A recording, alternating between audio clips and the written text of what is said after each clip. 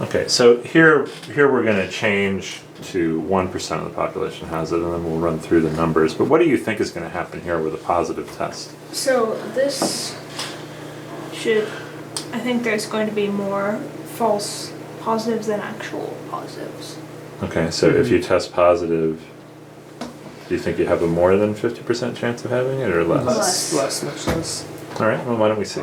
So of the 1% infected, well, we know 0.95% will test positive for it. Okay. And then of the 99% not infected, 95 times that. So it's 94.05 percent of them will test negative. Mm-hmm. So what's that? That's 4.95% test positive.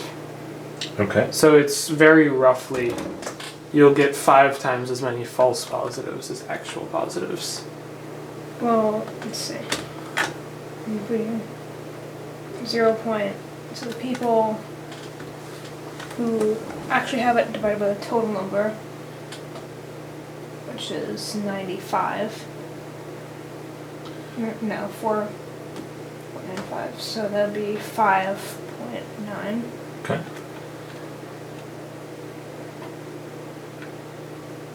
And then, so 0.16%, or 0.16% people of the people who test positive actually have it.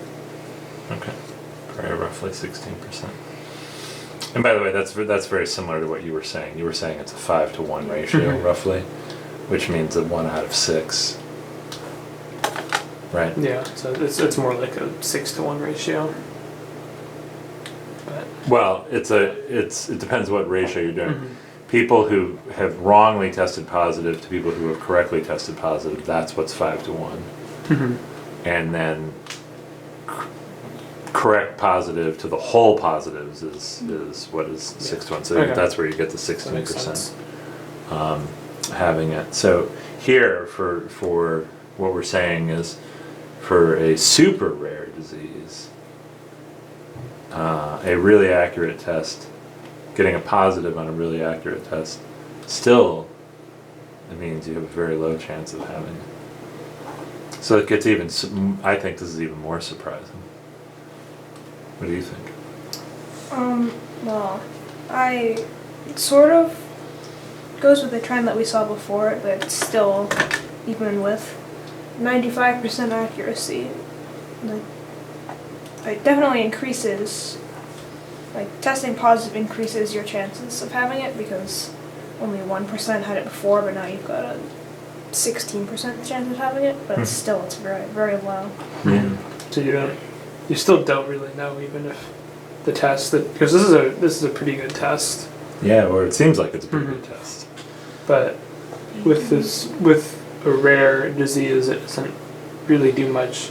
I mean, this test seems like it'll be more like on the line of like some sort of flu test, like where a large amount of the population gets it, so you can test and then you can be pretty sure of your result. Okay, yeah. Well, let's take a look at that now. So let's do 30% have it and see what happens.